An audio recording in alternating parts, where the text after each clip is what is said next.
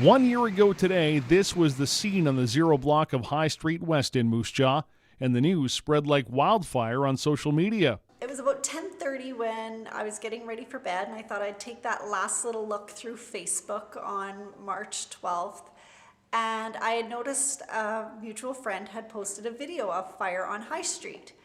And I pushed the little button to watch the video, and I'm like, oh my dear, that's my block. Hauser immediately drove down to check on the business she owns with Amber Finiak, and they did their best to save the inventory, but without success. Luckily, nobody suffered major injuries in the fire, but there was severe damage to several businesses on High Street, including Main Event. The residents of High Street, they were all accounted for, so it was good to know that they were safe. But then the next morning, you kind of have to take in the aftermath of the end of your block is gone. Everybody on the block was affected in one way or another. We were fortunate we didn't lose our home, we didn't lose our space, but we did lose all our inventory and our business for 6 months, which took us quite the process to get back up and going.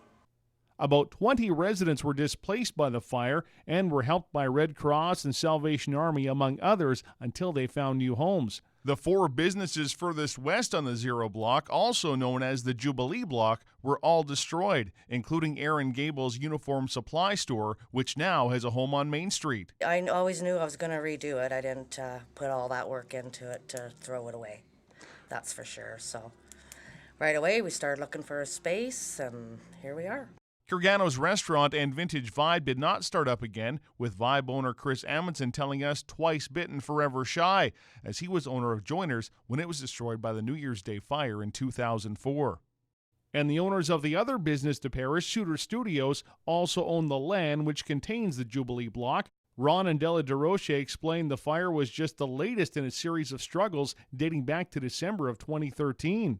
The end of the year, I ended up with a heart attack, getting 7 bypasses done. And in March, this happened. It was like, holy crap, what else can happen to anybody? The cleanup after the fire dragged on, and many wondered why it took so long for the rubble to be taken away. And it took a long time to get the property all cleaned up and everything, so. The city had the water running for 5 months.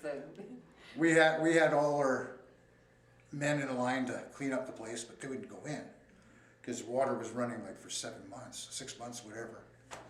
And they said, like, they can't go in there with equipment, it's just going to sink.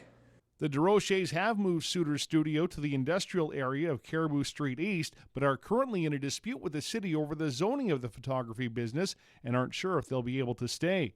While fire investigators have never been able to determine a cause of the fire, the DeRoches say they're ready to move on. Settling it up with the insurance company, and after that's all done, we have names of people to contact. There's a few people that want the property, so I think we'll put it up for sale.